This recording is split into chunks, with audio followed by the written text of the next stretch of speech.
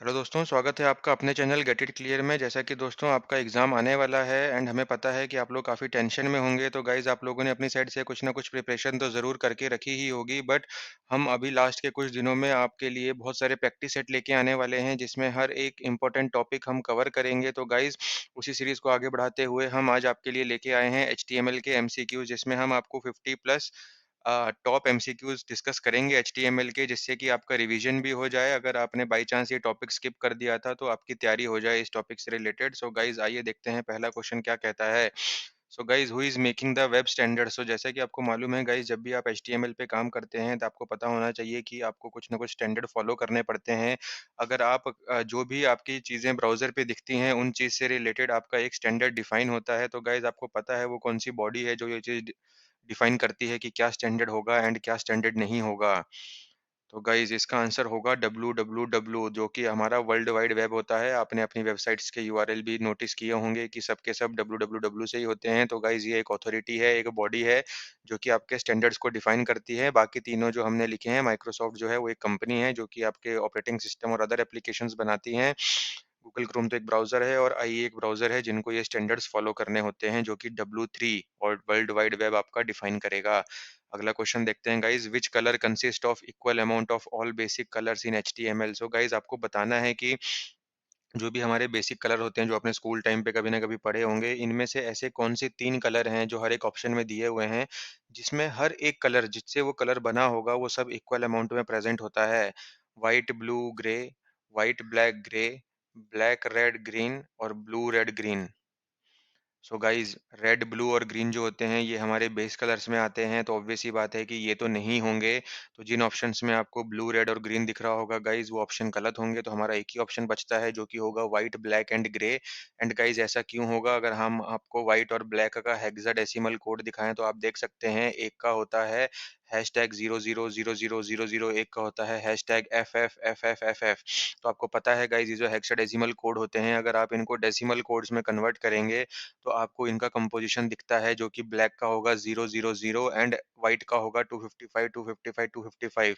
मतलब आप देख सकते हैं डेसिमल कोड के अंदर RGB and similarly hexa code के अंदर RRGGBB।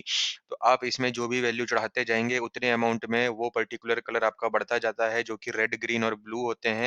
आपके हर कलर रेड, ग्रीन और ब्लू से ही मिलके बने होंगे। अगर तीनों के तीनों 0 आप डाल देंगे, तो आपका ब्लैक बन जाएगा। तीनों के तीनों को अगर आप फुल अमाउंट में डाल देंगे, तो आपका व्हाइट बन जाता है। आइए अब हम थोड़ा ग्रे के लिए भी डिस्कस कर लें। तो गाइज़ मैंने यहाँ पे आपको ग्रे के थोड़े बहुत सारे शेड दिए हुए हैं, जो कि थोड़े लाइट होते जा रहे हैं। आप देख सकते हैं सबका कोड क्या होता है। अगर इसमें बात करें तो रेड 80, ग्रीन 80 एंड सब 80 है एंड सबसे लाइट वाले में A9, A9, A9। तो गाइज़ ये तो हेक्साडेसिमल कोड होते हैं, जो कि आपको गूगल पे मिल जाते हैं। अगर आपको कोई भी कलर कोड अगर सर्च करना है, बनाना है, तो आप गूगल पे बहुत सारी यूटिलिटीज़ हैं, वहाँ जाकर के आपकी वेबसाइट के हिसाब से इसको बना सकते हैं। सिमिलरली अगर आप उनका डेसिमल फ़ॉर्मूला देखें, तो सब के सब इक्वल अमाउंट में प्रेज़ेंट होते हैं। तो आपका सही आंसर गाइज़ व्हाइट, ब्लैक और ग्रे होगा। तीनों में क्या होता है, जो भी हमारे बेसिक कलर होते हैं, वो इक्वल अमाउंट में प्रेज़ेंट होते हैं। आगे बढ़ते हैं, what does HTML stands for? So guys ये तो बहुत ही सिंपल क्वेश्चन है, आप लोगों को पता होना चाहिए। ये एक मार्कअप लैंग्वेज होती है, जो कि हाइपरटेक्स्ट टाइप की होती है, तो हमारा आंसर होगा hypertext markup language. Okay guys, बाकी सब आंसर जो हैं वो आपके मतलब जो भी अपने कैपिटल वर्ड्स होते हैं एब्रिविएशन में, उसको मैच करते हुए डाले गए हैं, जानबूझ के कन्फ्यूज़ करने के लिए। बट ये तो आपको आँख बंद करके भी पता होना चाहिए, HTML is for hypertext markup language. HTML is a subset of. So guys HTML जो है वो एक सबसेट है, इससे भी पहले एक ये लैंग्वेज आ चुकी थी। वो कौन-सी लैंग्वेज है आप बता सकते हैं? तो गाइज़ वो होती है एसजीएमएल। आप यहाँ पे देख सकते हैं, the standard generalised markup language is a standard for defining generalised markup languages for documents. And then जब ये स्टैंडर्डाइज़ बनाने वाला जो एक मार्कअप लैंग्वेज पहले से आ चुका था, इसी को फॉलो करते हुए एक एचटीएमएल का डिज़ाइन किया गया है, जो कि आज हमारे वेबसाइट में हर जगह एचटीएमएल ही एचटीएमएल यूज़ होती है। All HTML tags are enclosed with. So guys HTML tags को लिखने के लिए आप इनमें से किस चीज़ का यूज़ करते हैं? तो गाइस आपका आंसर यहाँ पे सही होना चाहिए, या क्योंकि आपने एचटीएमएल अपने अगर आपने कंप्यूटर पढ़ा है, तो कहीं न कहीं आपने ज़रूर देखा होगा। हम लोग एंगुलर ब्रैकेट्स का यूज़ करते हैं, कोई भी टैग जो होता है वो आप इस एंगुलर ब्रैकेट के बीच में लिखते हैं। Which tag is used to create absolute path for a relative URLs in HTML? So guys ये थोड़ा सा एडवांस क्वेश्चन हो सकता है, लेकिन हम जैसे कि आपके लिए प्रैक्टिस सेट लेके आए हैं, देन आप लोगों से रैंडम क्वेश्चन पूछे जा सकते हैं। तो आपको पता होना चाहिए कि HTML के अंदर हम दूसरे पेजेस या दूसरी वेबसाइट का जो होता है वो लिंक दे सकते हैं, लेकिन यहाँ पे जो बात हो रही है वो हो रही है, अगर आपके वेबसाइट के अंदर मान लीजिए 100 जगह पे 100 लिंक आ रहे हैं एंड वो सब एक ही वेबसाइट को बिलोंग करते होंगे, तो आप इनमें से कौन-सा ऐसा टैग है जिसका यूज़ करके इसको बहुत अच्छे तरीके से हैंडल कर सकते हैं? तो गाइज़ इसका जो आंसर होगा वो होगा बेस टैग। कैसे होता है गाइज़, ये देखिए आपको क्या करना होता है, आपको बेस टैग जो होता है वो हेड टैग के अंदर डिफाइन करना होता है। एंड सपोज़ जो मेरी बॉडी है, बॉडी के अंदर से मेरे पास अगर 100 जगह से इसी वेबसाइट के ऊपर लिंक जा रहे हैं, तो उस वेबसाइट का जो बेस यूआरएल होगा वो मैं बेस टैग के अंदर डिफाइन कर दूँगा। एंड नीचे जहाँ-जहाँ भी पेजेज़ के अंदर से मुझे लिंक भेजना होगा इस वेबसाइट के ऊपर, अब जैसे मुझे tag base dot ASP page को कॉल करना था सेम वेबसाइट के, तो मैं क्या करूँगा, मेरे एंकर लिंक जो हम लोग अंदर लिखेंगे बॉडी के अंदर, वहाँ पे मैं सिर्फ़ आगे का यूआरएल दूँगा। एंड रन टाइम पे क्या होगा गाइज़, ये जो मैंने एंकर टैग के अंदर दिया है, जब मैं इस एचटीएमएल बेस टैग के ऊपर क्लिक करूँगा, ये जो यहाँ पे href का जो मैंने यहाँ पे दिया होगा पार्ट, जो यहाँ पे मैंने डाला होगा, जो कि मेरे पूरे-पूरे यूआरएल का एक छोटा-सा पार्ट होगा, ये उठ के आपके बेस यूआरएल के लास्ट में ऐड हो जाएगा एंड कंप्लीट यूआरएल बन के आपकी वेबसाइट क्लिक हो जाएगी। ये हम देखते हैं ये कैसे होगा। तो गाइज़ अगर मैं उस पेज को रन करता हूँ, तो आपको ऊपर जो दिख रहा है बॉक्स, वैसा आपको कुछ आउटपुट आएगा, हेडिंग एंड उसके नीचे एचटीएमएल बेस आप देख सकते हैं। H1 मैंने हेडिंग ली हुई है एंड उसके नीचे मैंने एक एचटीएमएल बेस टैग नाम का क्लिकेबल लिंक लिया हुआ है, जिसमें मैंने टैग्स और टैग बेस डॉट एएसपी पास कर दिया है।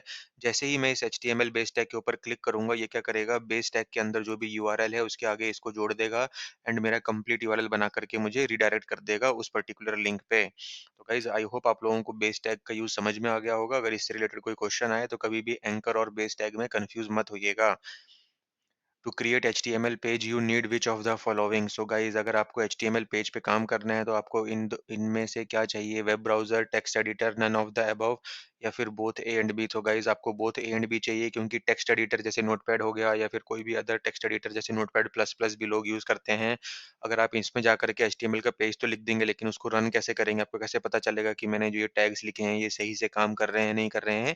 तो आपको एक नया एक वेब ब्राउज़र ज़रूर चाहिए, जहाँ पे आप उस पेज को खोल के देख सकते हैं कि हाँ भाई, ये मेरा एचटीएमएल में कन्वर्ट होके प्रॉपर मेरा पेज दिख रहा है। ए एंड स्लैश ए मतलब closing of A is used for, तो आपको पता होना चाहिए कि ए टैग का यूज़ हम क्यों करते हैं guys. Yes, it is used to adding link to the other pages. Audio text के लिए नहीं होता है, एडिशन ऑफ इमेज के लिए भी नहीं होता है, ना ये अलाइनिंग टेक्स्ट के लिए होता है।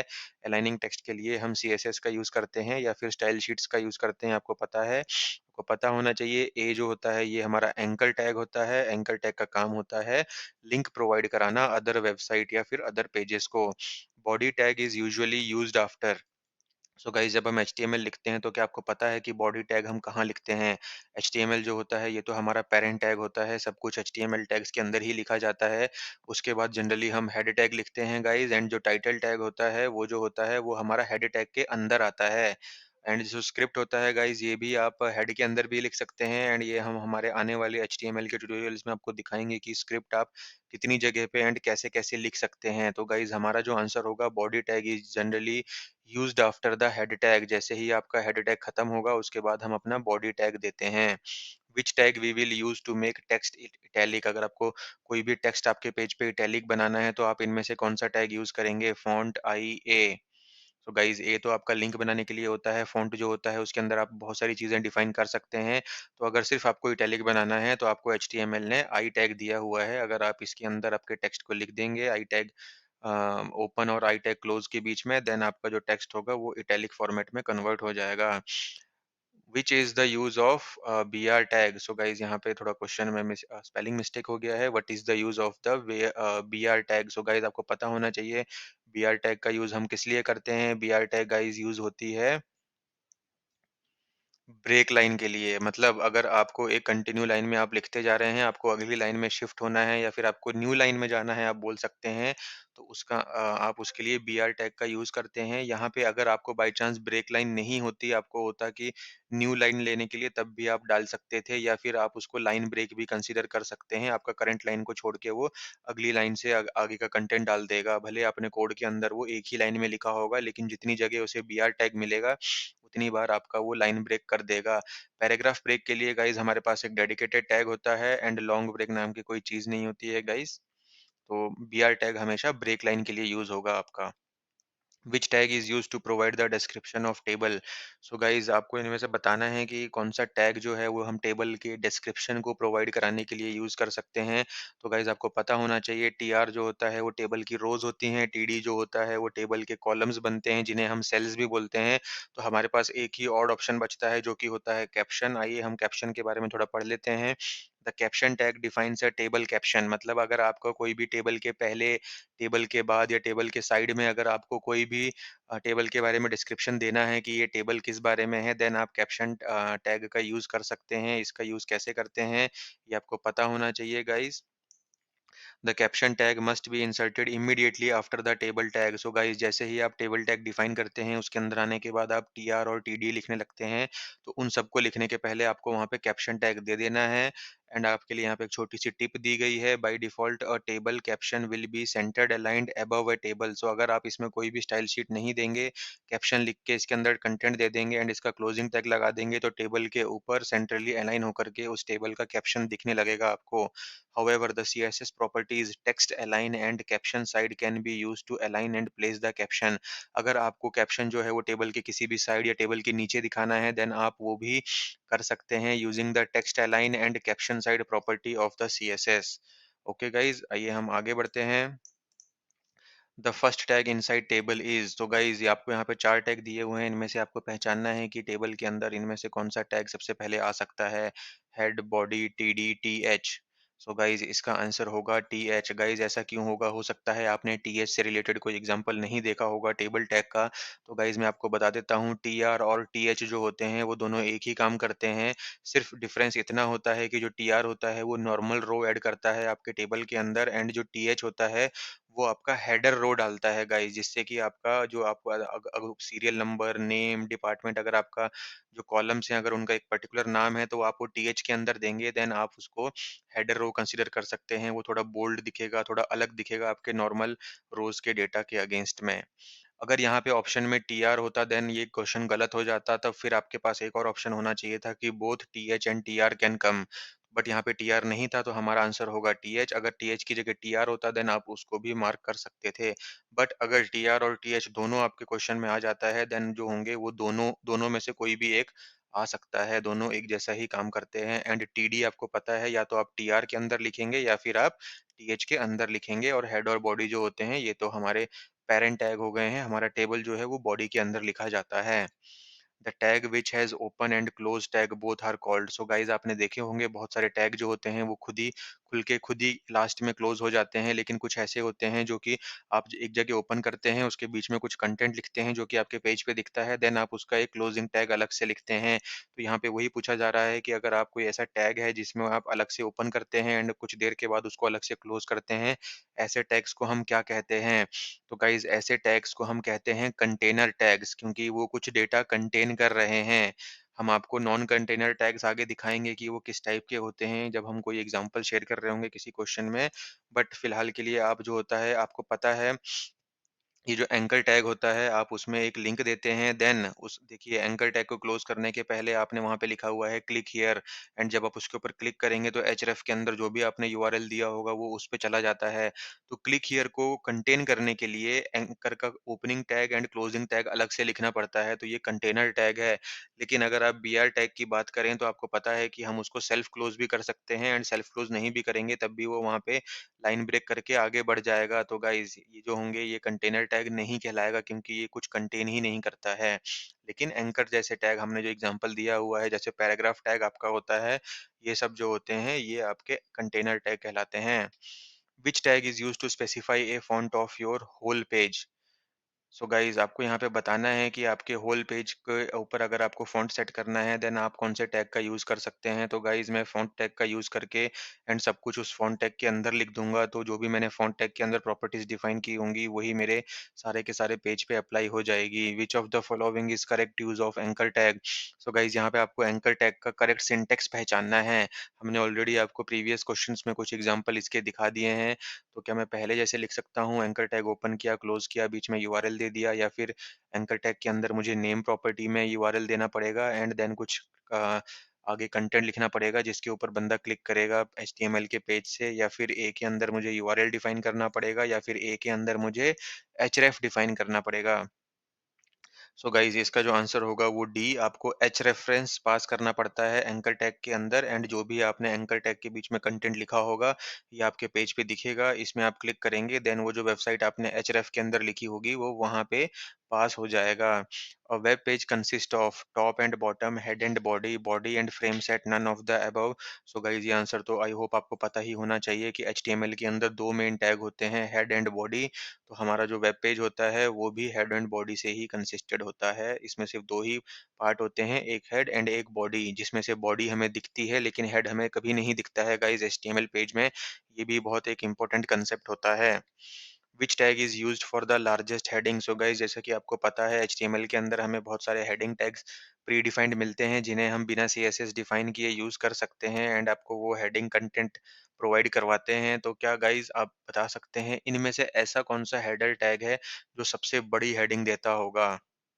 सो गाइस ये जो होगा ये होगा H1। आपको पता है H1 से आगे आगे आप जैसे बढ़ते जाएंगे H2 H3 H4 उसकी जो साइज होगी हेडिंग की वो छोटी छोटी होती जाती है। तो H1 जो होती है वो सबसे बड़ी हेडिंग होती है HTML में। Which tag is use to create bullet और अनऑर्डर्ड लिस्ट।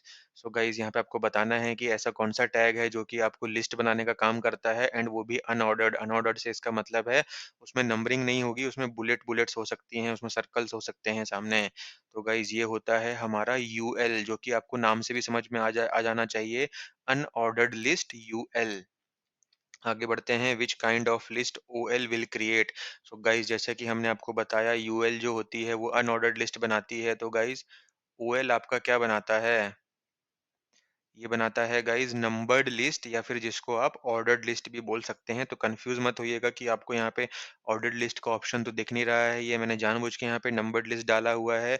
आपके अगर लिस्ट में ABCD हैं गाइस वो भी नंबर्ड लिस्ट के अंदर ही आते हैं। अगर 1 2 3 है लिस्ट के अंदर वो भी आपका नंबर्ड लिस्ट में ही होता है, जिसको आप ऑर्डर्ड लिस्ट भी कह सकते हैं। Which tag is use to make the content bold in HTML page. इनमें से कौन सा टैग है जिसमें से आप जिसका यूज करके आप कंटेंट को बोल्ड बना सकते हैं? जैसे कि आप इटैलिक के लिए आई करते थे, वैसे ही आप बोल्ड बनाने के लिए बी का यूज करेंगे guys. Okay, what is the purpose of the P tag. So guys यहाँ पे आपको बताना है कि पी टैग का यूज हम क्यों करते हैं। सो गाइस पी टैग जो होता है वो यूज होता है आपका पैराग्राफ ऐड करने के लिए। आपका क्या करते हैं, अगर आपने बहुत सारे कंटेंट लिखा हुआ है जहां जहां पे आप P P tag open and close करते जाएंगे उतना उतना कंटेंट जो है आपका नए नए पैराग्राफ में ऐड होता जाएगा एंड वहां पे वो एक लाइन ब्रेक ऐड कर देता है साथ में। तो गाइस लाइन ब्रेक करना एंड पैराग्राफ ब्रेक करना दोनों अलग चीज होती है। लाइन ब्रेक में आपका इमीडिएटली अगली लाइन पे चला जाएगा, लेकिन जहाँ पे भी आप पी टैग यूज करेंगे तो आपको वहाँ पे अलग से दिखेगा कि कुछ गैप के साथ आपका नया पैराग्राफ शुरू हो रहा है।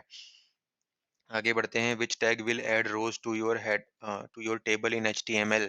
गाइस इनमें से ऐसा कौन सा टैग है जो आपके रोज को ऐड करता है? तो गाइज़ आपकी जो रोज़ ऐड करने का काम करता है, वो करता है टीआर टैग। मैंने आपको ऑलरेडी एक्सप्लेन किया है, टीएच जो होता है वो हेडर रो काम करने ऐड करने का काम करता है। तो हेडर रो एंड नॉर्मल रो में गाइज़ डिफरेंस होता है। तो अगर रोज़ ऐड करने की बात है तो वो टीआर होगा, अगर कोई पूछे हेडर रो कौन-सा टैग ऐड करता है तो वो आपका टीएच होगा एंड टीडी तो गाइज़ इन दोनों के अंदर यूज़ होते हैं। Which tag is used to underline the content. So guys हमने आपको बोल्ड इटैलिक का तो बता ही दिया है, तो गाइस आई आई थिंक आप इसका गेस तो कर ही सकते हैं कि यू टैग जो होता है वो आपका अंडरलाइन करने के लिए यूज होता है। In which tag you will define the background colour for your HTML page. अगर आपको सारे पेज पे एक ही कलर दिखना है तो आप इनमें से कौन से टैग में वो प्रॉपर्टी डिफाइन करेंगे पूरे पेज को एक ही कलर में दिखाने की? तो गाइज़ आपको पता है ये चीज़ आपके बॉडी में होगी, क्योंकि बॉडी ही हमारा टैग है जो कि हमारे पेज पे जो कंटेंट होता है उस सारे को कंटेन करता है। To start a list with circles in HTML which of the following will you use. तो आपको गाइज़ यहाँ पे अनऑर्डर्ड लिस्ट बनानी है, लेकिन आपको यहाँ पे डिफाइन करना है कि उसके आगे जो दिखना है वो बुलेट नहीं दिखने चाहिए या कोई और सिंबल नहीं दिखना चाहिए, वो मुझे सर्कल दिखना चाहिए। तो इनमें से आप कौन-सा ऑप्शन यूज़ करके वो डिफाइन करेंगे? सो गाइस आपको यहाँ पे टाइप एट्रीब्यूट का यूज करना है एंड उसके अंदर आपको बताना है कि सर्कल यूज करो। अगर आप यहाँ पे बुलेट लिख देते देन वो बुलेट बना देता, अगर आप यहाँ पे स्क्वायर लिख देंगे देन वो स्क्वायर स्क्वायर बना देगा गाइस आपके हर एक लिस्ट आइटम के आगे। Which tag is used to add image to the HTML page. So guys क्या आप बता सकते हैं कि कौन से टैग का यूज़ करके हम इमेज ऐड कर सकते हैं? तो गाइज़ ना वो बॉडी होगा, ना वो कंप्लीट इमेज होगा, वो होगा आपका आईएमजी टैग। ओके गाइज़, ध्यान दे दें यहाँ पे आईएमएजीई को कभी भी मार्क करके ना आएँ, ये हमेशा गलत होगा, आपका आईएमजी ही टैग होता है। स्पेशल फॉर्मेटिंग टैग, तो गाइज़ यहाँ पे आप बता सकते हैं कि इनमें से कौन-सा एक स्पेशल फॉर्मेटिंग टैग है? गाइज़ ये प्री टैग होता है, ये ध्यान में रखने वाली बात है, बट कोई बात नहीं, हम आपके लिए इसका एग्ज़ाम्पल लेके आए हैं। ये देखिए, अगर मैंने मेरे बॉडी के अंदर ये 3 लाइन लिखी होती guys, this is HTML body, this is paragraph body, this is pre body, तो गाइज़ आइए हम इसका आउटपुट देखते हैं कि आपको ये कैसे दिखेगा। सो गाइस देख सकते हैं, जब मैंने नॉर्मल बॉडी के अंदर कंटेंट लिखा है तो उसका थोड़ा-सा स्ट्रक्चर अलग है। जैसे ही मैंने पी टैग ऐड कर दिया अगली लाइन में, आप देख सकते हैं वहाँ पे उसने एक पैराग्राफ का ब्रेक लिया है एंड अगले पैराग्राफ में दिस इज़ पैराग्राफ बॉडी लिखा है। फिर मैंने पैराग्राफ टैग को क्लोज़ कर दिया, इसलिए आपको फिर से वहाँ पे एक गैप दिखेगा एंड अगली लाइन में मैंने प्री टैग लिया है एंड इसके अंदर मैंने दिस इज़ प्री बॉडी लिया है। तो आप गाइस पहचान सकते हैं कि इसका फ़ॉन्ट का टाइप भी अलग हो गया है, थोड़ा-सा इसका स्टाइल भी अलग है। तो गाइस ये जो हो गया, ये देखिए, ये स्पेशली फॉर्मेटेड पहले से ही कॉन्फ़िगर्ड है, जो आपका प्री टैग होता है। तो अगर इस टाइप का क्वेश्चन आएगा तो स्पेशल फॉर्मेटिंग टैग जो होगा वो प्री होगा। Which of the below tag can not be used in head tag, आपको बताना है इनमें से कौन-सा टैग है जो हम हेड के अंदर यूज़ नहीं कर सकते, या ये तीनों कर सकते हैं एंड ऑप्शन जो है वो नन ऑफ द अबव होगा। तो गाइज़ आपको पता होना चाहिए, टेबल जो है वो हम हमेशा बॉडी के अंदर डिफाइन करते हैं यूज़र्स को दिखाने के लिए, कुछ भी टेबल के फॉर्मेट में। मेटा और टाइटल जो होते हैं गाइज़, ये हमारे हेड टैग के पार्ट होते हैं। How many headers are there in the HTML, तो गाइज़ टोटल कितने हेडर्स आपको मिलते हैं एचटीएमएल में? आपको पता होना चाहिए H1, H2, H3, H4, H5 and H6। H6 जो होती है वो सबसे छोटी हेडिंग होती है, H1 जो होती है वो सबसे बड़ी हेडिंग होती है। Which tag is used to add horizontal line in the page, अगर आपको गाइज़ किसी भी जगह पे एक पूरे पेज में हॉरिज़ॉन्टल लाइन चाहिए तो आप कौन-सा टैग यूज़ करेंगे? आप लाइन टैग बिल्कुल भी यूज़ नहीं करेंगे, आप एचआर टैग का यूज़ करेंगे, जो कि आपके पेज को बताता है कि यहाँ पे एक हॉरिज़ॉन्टल लाइन ऐड कर दो। Which is the correct syntax for inserting the image in the HTML, आपको जैसे कि पता है हम आईएमजी टैग का ही यूज़ करते हैं, तो आपका ऑप्शन सी तो यहाँ पे बिल्कुल गलत हो जाता है। लेकिन अब आपको बताना है कि क्या हम इमेज के कंटेनर टैग के अंदर डालेंगे या फिर हम नॉर्मल इमेज के अंदर href या सोर्स पास करेंगे। तो गाइज़ मैं आपको बता दूँ, इमेज जो होता है वो कंटेनर टैग नहीं होता है, ये सेल्फ क्लोजिंग टैग होता है। तो आपका ऑप्शन ए भी गलत हो जाएगा यहाँ पे। तो अब आपको बी और डी में से पहचानना है। तो गाइज़ हम, जैसे कि आपको पता है कि जब हम एंकर टैग के अंदर लिंक देते हैं तब हम वहाँ पे href डालते हैं, लेकिन हमें इमेज को सोर्स बताना है। तो हम यूज़ करेंगे ऑप्शन डी, इमेज एंड उसका सोर्स, कि ये जो इमेज टैग है इसमें आपको कौन-सी इमेज दिखानी है, उसका सोर्स आपको बताना है। तो वो आप एसआरसी एट्रिब्यूट के अंदर पास करेंगे, तो ऑप्शन डी आपका सही आंसर होगा। Which format works best for the photos, so guys HTML को तो फोटोज़ का फॉर्मेट नहीं होता है, जीआईएफ तो आप लोगों को पता ही है, आप लोग बहुत ज़्यादा यूज़ करते भी होंगे, जेपीजी भी आपको पता है कि हमारा इमेज का फॉर्मेट होता है। तो गाइस इनमें से बेस्ट फॉर्मेट कौन-सा होता है? सो गाइस जेपीजी जो होता है वो सबसे बेस्ट फॉर्मेट कंसीडर किया जाता है फोटोज़ के लिए। जॉइंट फोटोग्राफिक एक्सपर्ट ग्रुप ने इसका आविष्कार किया था एंड गाइस जब भी आप जेपीजी फॉर्मेट में इमेज स्टोर करते हैं उसका साइज़ हमेशा ज़्यादा होता है अगर आप उसको नॉर्मल पीएनजी या किसी और फॉर्मेट में स्टोर करेंगे। एंड जीआईएफ तो आपको पता ही है कि ग्राफिक्स इंटरचेंज फॉर्मेट टाइप की इमेजेस होती हैं जिसमें कंटेंट आपको हिलता हुआ भी दिख जाता है इमेजेस के अंदर ही। तो ये तो आप खैर बहुत ज़्यादा यूज़ करते भी होंगे व्हाट्सएप वगैरह पे, एक दूसरे को टीज़ करने के लिए। तो बट लेकिन जो बेस्ट फॉर्मेट होता है गाइज़ वो आपको याद रखना है, वो जेपीजी ही होगा, जिसको हम जेपीईजी के नाम से भी जानते हैं।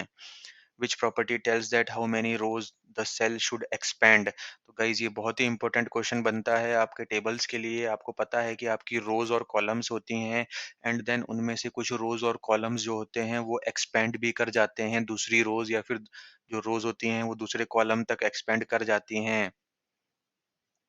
तो आपको बताना है यहाँ पे कि इसकी कौन-सी प्रॉपर्टी है जिसका यूज़ करके जो आपके कॉलम होता है, जो आपका सेल होता है टीडी, वो मल्टीपल रोज़ में एक्सपेंड करता है। तो गाइज़ ये होता है रो स्पैन।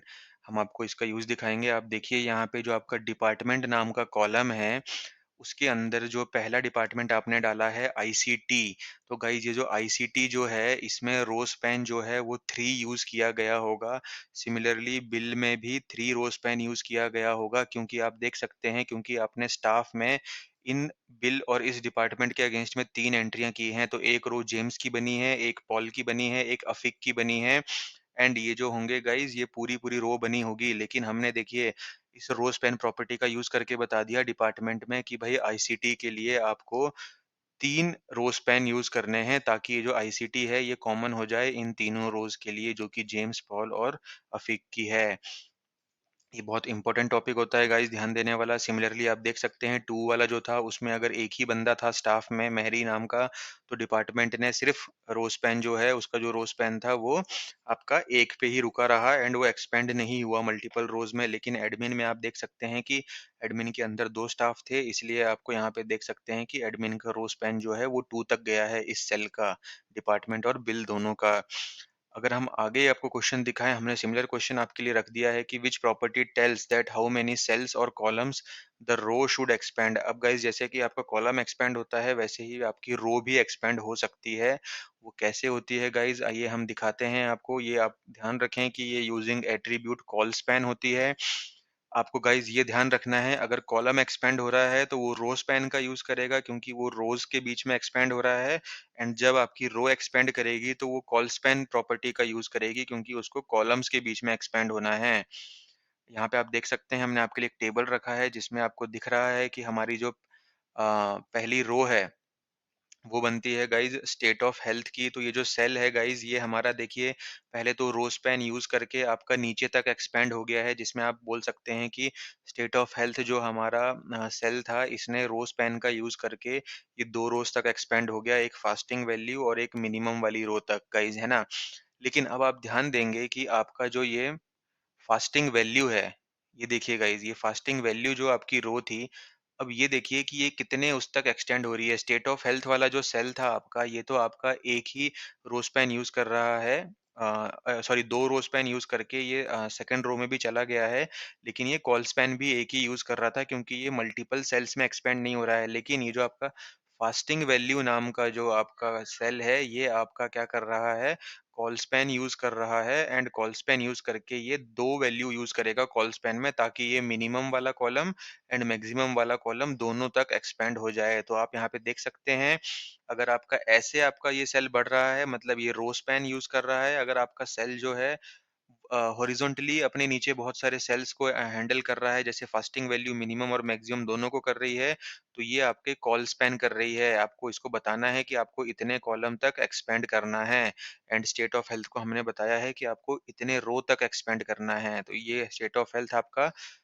रोस्पेन 2 यूज़ कर रहा होगा, सिमिलरली आपका फास्टिंग वैल्यू कॉलस्पेन 2 यूज़ कर रहा होगा। तो गाइज़ आई होप आपको ये क्लियर हो गया होगा। इसमें गाइज़ डाउट हो जाता है, नो प्रॉब्लम लेकिन इसको बहुत इत्मीनान से बैठ के सॉल्व कीजिएगा एंड देन हम हमारे आने वाली एचटीएमएल की सीरीज़ में हम आपको इससे रिलेटेड और ज़्यादा डिटेल में एक्सप्लेनेशन देंगे। Which is the correct link to send the email address or to use the email address in the HTML? So guys आपको बताना है कि एंकर टैग का यूज़ करके या फिर मेल टैग का यूज़ करके हम ईमेल एड्रेस कैसे कॉन्फ़िगर कर सकते हैं ताकि आप उस लिंक पे क्लिक करें एंड डायरेक्ट आपको ईमेल सेंड करने का पेज खुल जाए। तो गाइज़ आपको पता है कि हम मेल टैग नाम का कोई भी चीज़ नहीं होती है एचटीएमएल में, तो आप ऑप्शन डी को तो गलत कर दें। देन आपको पता है एंकर टैग के अंदर हम href देते हैं। अब href में हम यहाँ पे यूआरएल देते हैं, लेकिन हम यूआरएल जो देते हैं, वो देते हैं हम ईमेल का। लेकिन हमें बोलना है कि ये जो हमारा यूआरएल है, ये आपका ईमेल आईडी है, देन आपको आगे मेल टू लिखना पड़ेगा। तो आपका जो आंसर होगा, वो होगा ए, जिसमें आप href के अंदर बताएँगे, ईमेल आईडी पास करेंगे with mail to. Mail to जो होता है गाइज़, वो रिज़ॉल्व हो जाता है जब आप उसके ऊपर क्लिक करेंगे तो उसको पता चल जाएगा एंकर टैग को कि भाई मुझे ईमेल भेजना है, देन आपको वो ईमेल भेजने के लिए रिडायरेक्ट कर देगा। Which attribute is used to name an element और द टैग? सो गाइज़ यहाँ पे आपको स्क्रीनशॉट पहले से रह गया है ये मेरे से ओपन, तो आपको इसका आंसर मैं बता देता हूँ कि आईडी टैग का आप यूज़ करेंगे।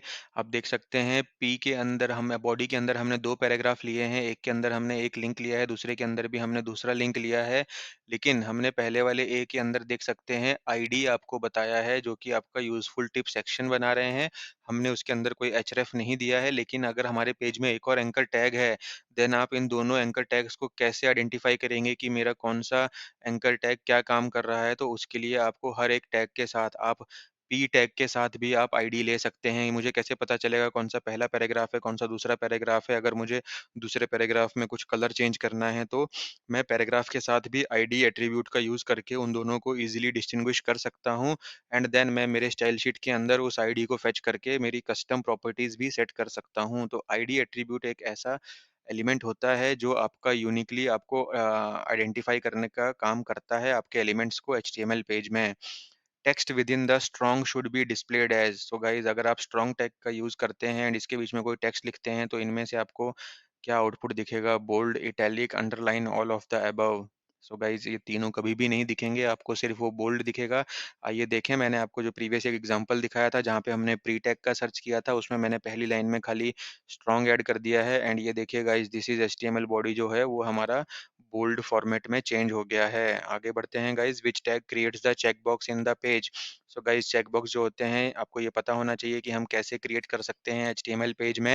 आपको पता है चेक बॉक्स जो होते हैं, ये भी हमारे एक इनपुट टाइप का ही टैग होता है, तो आपको पता होना चाहिए कि जो हमारा इनपुट होता है, जो हमारे टेक्स्ट फील्ड्स होती हैं, जो हमारे कॉम्बो बॉक्सेस होते हैं या रेडियो बटन होते हैं, ये सब आपका जो होता है, ये इनपुट टैग ही होता है। आपको सिर्फ़ यूजिंग टाइप एट्रीब्यूट उसको डिफाइन करना होता है कि आपको किस टाइप से इनपुट लेना है, चेक बॉक्स के थ्रू लेना है या फिर आपको टेक्स्ट फील्ड के थ्रू लेना है या फिर टेक्स्ट एरिया के थ्रू लेना है guys, okay? Marquee is used for. So guys marquee जो है ये एक टैग है, मैं बता देता हूँ ये किस लिए यूज़ होता है, क्या आप बता सकते हैं? ये तो मुझे लगता है कि अगर आपने एचटीएमएल के ऊपर काम किया होगा देन ये आपका फ़ेवरेट टैग होगा। तो गाइस जब भी हमें वेबसाइट के अंदर कोई ऐसा कंटेंट है जिसको हमें स्क्रॉल करवाना है नीचे से ऊपर, साइड से राइट साइड से लेफ्ट, लेफ्ट से राइट, देन वो कंटिन्यूअसली स्क्रॉल होता रहता है। आपने वेबसाइट्स के ऊपर भी गए होंगे, आपके जो भी एग्ज़ामिनेशन नोटिफ़िकेशंस आते हैं, तो वहाँ पे आपने देखा होगा कि लगातार कुछ ना कुछ टेक्स्ट जो है वो चला हुआ है, जो नई न्यूज़ होती हैं। तो गाइज़ वो मार्क्यू टैग का यूज़ करके इफ़ेक्ट लाया जाता है, जिसमें जो आपका कंटेंट होता है मार्क्यू टैग के अंदर, वो लगातार आपका स्क्रॉल करता रहेगा अंदर-बाहर पेज के। The default value of the border in HTML is. So guys जब भी आप बॉर्डर लेते हैं एचटीएमएल में किसी भी फॉर्मेट में, उसकी डिफ़ॉल्ट वैल्यू क्या होती है? यस गाइस उसकी वैल्यू होती है 1 पिक्सेल, इसलिए जनरली आपको वो बहुत ही स्मॉल रहता है, इसलिए जनरली आपको दिखता भी नहीं है क्योंकि उसका जो कलर होता है बाय डिफ़ॉल्ट वो व्हाइट भी यूज़ होता है, बट बाय डिफ़ॉल्ट जो उसका साइज़ होगा वो 1 पिक्सेल होगा। इससे छोटा भी आप कर सकते हैं एंड अगर आप 0 कर देंगे देन वो बॉर्डर तो किसी काम का है ही नहीं गाइस। तो डिफ़ॉल्ट साइज़ जो दिया गया है वो 1 पिक्सेल दिया गया है। To set the border colour for a table which is used. So guys आपको बताना है कि इनमें से कौन-सा एट्रिब्यूट है जो कि आप यूज़ कर सकते हैं टेबल में, उसका टेबल का बॉर्डर सेट करने के लिए।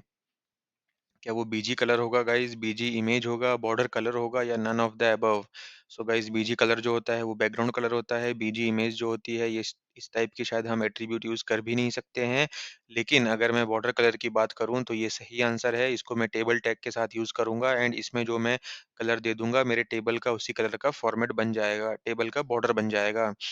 Base href sample URL is the correct syntax. जैसे कि मैंने आपको ऑलरेडी एक्सप्लेन किया गाइस कि हम बेस टैग कैसे हेड में यूज़ करते हैं एंड कैसे एंकर टैग के साथ जो हम पास करते हैं वो href के अंदर जो लिखा होता है बेस के उसके साथ क्लब होकर के आगे जाता है। लेकिन जो मैंने यहाँ पे सिंटैक्स दिया है क्या ये सही है पहले? तो गाइस यस ये बिल्कुल सही है, ये हमने ऑलरेडी एक प्रीवियस एग्जांपल में देख लिया है। How many characters can be written in 1 kilobyte? So guys आपको पता होना चाहिए, तो नॉर्मल जनरल कंप्यूटर का एक क्वेश्चन बन गया वैसे 1 किलोबाइट के अंदर कितने बाइट्स होंगे? और आपको पता है एक कैरेक्टर जो है वो 1 बाइट लेता है स्टोर करने के लिए, तो आपको पता ही है कि 1 किलोबाइट के अंदर 1024 होते हैं। जैसे कि आपको पता है अगर आप 1 एमबी की बात करते हैं, मतलब उसके अंदर 1024 केबी होंगे और 1 केबी के अंदर 1024 कैरेक्टर आप स्टोर कर सकते हैं। सिमिलरली अगर मैं 1 टीबी की बात करूँ तो उसके अंदर 1024 जीबी होता है और 1 जीबी की बात करूँ तो उसके अंदर 1024 एमबीज़ होते हैं। तो इसमें आप कभी कन्फ्यूज़ मत होइएगा, एग्ज़ैक्ट 1000 कभी भी नहीं होता है, ये हमेशा 1024 होते हैं। 2 एमबी मतलब 2048 हो जाएगा। Okay guys? Are the following syntaxes valid for the ordered list? So guys यहाँ पे ऑर्डर लिस्ट के मैंने 4-5 फॉर्मेट दिए हैं जिसमें मैंने टाइप ए और स्मॉल ए बताया है, तो क्या गाइस ये सब वैलिड हैं? यस गाइस ये बिल्कुल वैलिड हैं। आपका जो पहला टाइप है A1 के साथ अगर आप इसको यूज़ करेंगे देन आपकी लिस्ट में 1 2 3 4 आएगा। अगर आप टाइप कैपिटल ए यूज़ करेंगे देन आपकी लिस्ट में कैपिटल ए, कैपिटल बी से बनेगी। अगर आप स्मॉल ए यूज़ करेंगे देन वो स्मॉल एबीसीडी से आपका लिस्ट को बनाना शुरू करेगा। Where do you place title tag in the HTML page? ये गाइस हमने आई थिंक और आपको ऑलरेडी एक्सप्लेन कर दिया है। आप टाइटल टैग जो है वो हेड टैग के अंदर ही लिखते हैं, जो कि आपके पेज के टैब के ऊपर दिख जाता है जब आप कोई भी वेबसाइट ओपन करते हैं। डिफाइनिंग क्लिकेबल सब areas on an image is called. So guys I hope आपको ये फंक्शनैलिटी पता होनी चाहिए कि इमेज के ऊपर भी आप जगह-जगह क्लिक कर सकते हैं एंड बहुत सारे एरिया इमेज के ऊपर ऐसा हो सकता है कि आप उस पे क्लिक नहीं कर सकते। तो जैसे हम अलग-अलग सब एरियाज़ इमेज के ऊपर डिफाइन कर रहे हैं कि आप इसके ऊपर क्लिक करेंगे तो ऐसा होगा, इमेज की दूसरी जगह पे क्लिक करेंगे तो ऐसा होगा। तो आप गाइज़ इस मैकेनिज़्म को बता सकते हैं कि इस चीज़ को हम क्या कहते हैं गाइज़? इस चीज़ को हम कहते हैं इमेज मैपिंग। आगे बढ़ते हैं guys. Tags and text that do not show on the page is placed in HTML head title none of the above. So guys title के अंदर जो हम देते हैं वो एक्चुअली आपको जब आप क्रोम यूज़ करते हैं उसके टैब के ऊपर दिखता है कि वेबसाइट का क्या नाम है या फिर इस पेज में हम क्या कर रहे होंगे। बट गाइस हेड टैग के अंदर आप जितनी भी चीज़ें डिफाइन करेंगे ये कभी भी आपको एचटीएमएल वेब पेज के अंदर नहीं दिखती हैं। टाइटल जो होता है वो भी हेड का पार्ट होता है, इसलिए जो टाइटल होता है वो आपको टैब का नाम ऊपर दिखता है, कभी भी वेब पेज के अंदर नहीं दिखेगा guys.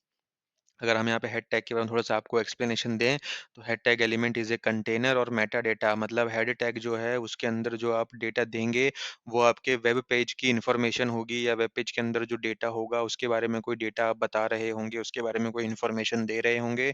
Meta data is the data about the HTML document, Meta data is never displayed. Meta data typically define the document title, जैसा कि हम टाइटल टैग का यूज़ करते हैं, character set, styles, scripts and other matter information. जैसे कि मैंने आपको बताया स्क्रिप्ट टैग भी आप हेड टैग के अंदर ही लिखते हैं एंड स्टाइल्स भी आप हेड टैग के अंदर ही इंपोर्ट मारते हैं। What does V link stands for in HTML? तो आपको बताना है गाइस कि अगर हम वी लिंक का यूज़ करते हैं, तो वी लिंक जो है वो क्या डिपिक्ट करता है? It's a visible link, visited link, active link या none of the above? So guys ये आपका डिफाइन करता है विजिटेड लिंक एंड इसको आप कैसे लिखते हैं गाइज़? देखिए हम बॉडी लेवल पे भी इसको डिफाइन कर सकते हैं। मैंने लिंक बोला है ब्लू, ए लिंक बोला है ग्रीन, वी लिंक बोला है FF00, मतलब इसको रेड कलर में मार्क कर दो। सो गाइज़ इसका क्या मतलब होता है कि आपके पेज पे जब पेज पहली बार खुलेगा तो जो लिंक होंगे वो ब्लू कलर के दिखेंगे।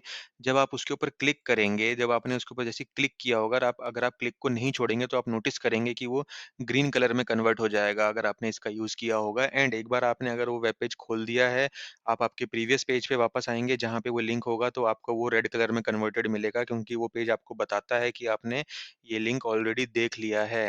ये स्मार्ट फीचर्स हो गए हैं गाइज़ आजकल। The attribute used to define the type of the font in HTML is। So guys इसमें से कौन सा एट्रीब्यूट है जो कि आप फॉन्ट का टाइप बताने के लिए यूज करते हैं?